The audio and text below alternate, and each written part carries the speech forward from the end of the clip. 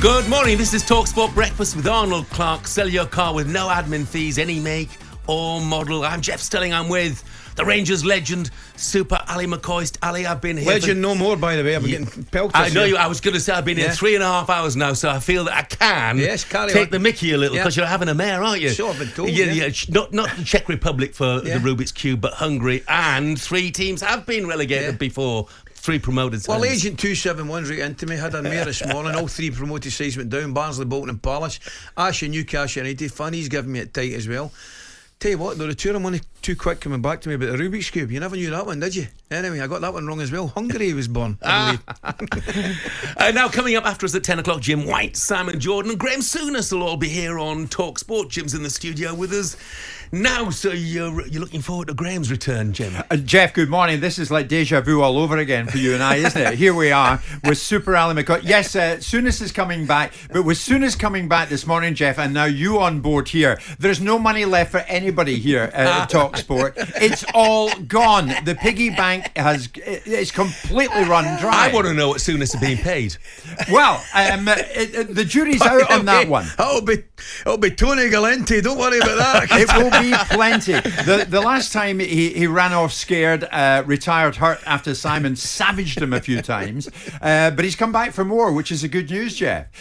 We have a lot to get through this morning, of course we do, and not least I've been listening to you guys about the news about Paul Heckingbottom, which is a shame. Lovely guy, Heckingbottom, but it seems that it's time up. One win in 14, 18 points behind the leaders Arsenal. You wonder, Jeff, who will commit. Chris Wilder getting spoken about. I'm not sure what Simon's take will be on that, but certainly I think the man in Saudi has decided it's time to make a change, and this would be the time to do it. So it's a shame. You wonder, Ali, who can possibly go in there and turn it round? I'll be surprised if Henry can do it. But yeah, I mean, Jim, I'll be surprised if Henry can do it. I mean, all they can hope for, right, is get a reaction like you normally sometimes get when a new manager, new coach go to a club. Do you get a reaction from the players? Yes, you do.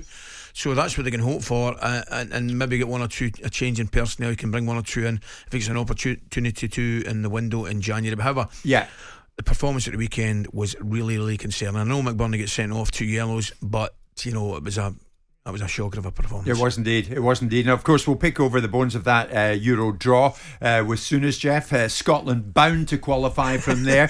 Well, I've said, mate, I'm telling you right now, it's the first time we're going to do it. Yes. There you are. Well, I'm with you on that, but we're both deluded. But I mean, who's to say we don't? Switzerland in the group again, and it was Switzerland who copped it when you played against them all these years ago. It was. With that magnificent strike that you totally missed it from outside the box. It was the worst hit you've seen in a long time. So a bit of the same we'll do again. And Hungary in the group as well, as we all know now, that was the home of the Rubik's Cube inventor. Exactly. It's an omen, Jeff. The signs are there. England have got it tough though. Slovenia, Denmark and Serbia. I don't really know what to make of that, Ali. I think they'll scramble through that and we'll meet them in the final. It was a concern. I was worried for Gareth and the boys when I saw that draw come out. I must admit, I really was. I mean, we'll take on Germany in the first game. Of course we will. We'll give it plenty. It's a great draw for us. It'll be a nightmare for the hosts, won't it? It's a great draw for us. I'll tell you right, I don't care what MD says. The host nation who aren't what they used to be, right? Of course they'll still be formidable. Yes. I'll be honest with you, Jim, I did not want France and I did not want England in the group. We'll save them for later. I agree. We'll see you in the final, Jeff. I was talking to Michael Ballack this week, Jim, and he said to me, the one team we want in the qualifying group is Scotland. But hey, Jeff, great job, mate. Nice to see you, Jim. Have a good show. A big thanks to Jim White. He'll be with Simon and Graeme from 10 o'clock. Right, sadly, we are reporting this morning that the Newcastle keeper, Nick Pope, could be out for 4 to 5 months after suffering a shoulder injury against Manchester United on Saturday Night Live on talkSPORT. And 2 things come to mind straight away, Ali. I mean, obviously a massive blow for Newcastle, but also you wonder whether that might threaten his participation in, well, at least being in the England squad going to the Euros. You hope not. Clearly you hope not.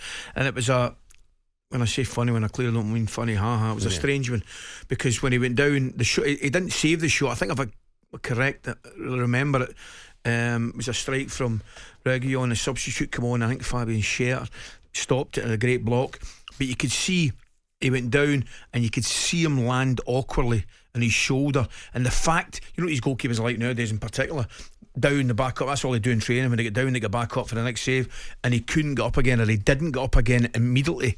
And I thought, trouble at Mill. And then you obviously saw the disturbing the way he was taken off, holding his shoulder.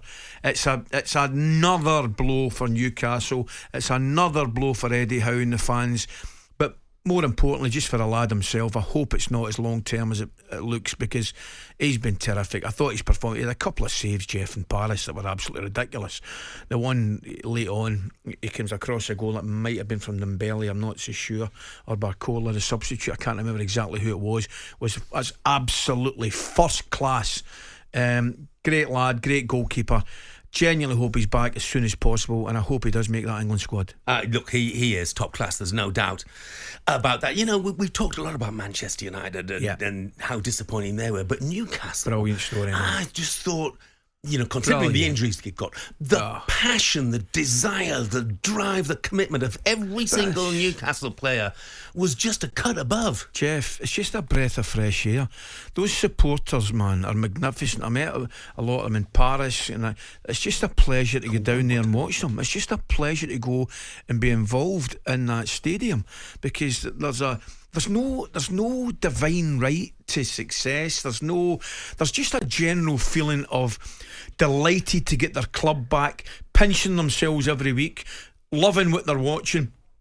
Excuse me. And there was 3 times that I counted, and there would have been more, where the players got the crowd going, or just a general energy to run about and close people down and win throw-ins and win free kicks. Anthony Gordon did it.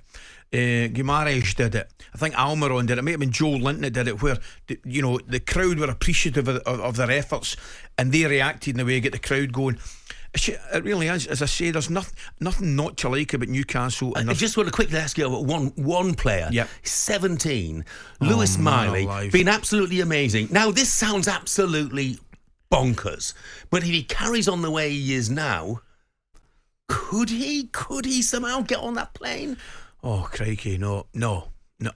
Yes, I mean, that would be the story. That would be the story if he could force his way in that squad. But I'd have to say no at this moment in time. But he played at PSG. Jeff, I was talking to Eddie Howe after the game, and I can't believe. Clearly he's a talented player, but I can't believe his game knowledge. And it'd be brilliant to ask somebody like Graeme Souness what he thinks of him, because I mean, not things that are necessarily easy on the eye, like winning shots at goal, running off the ball.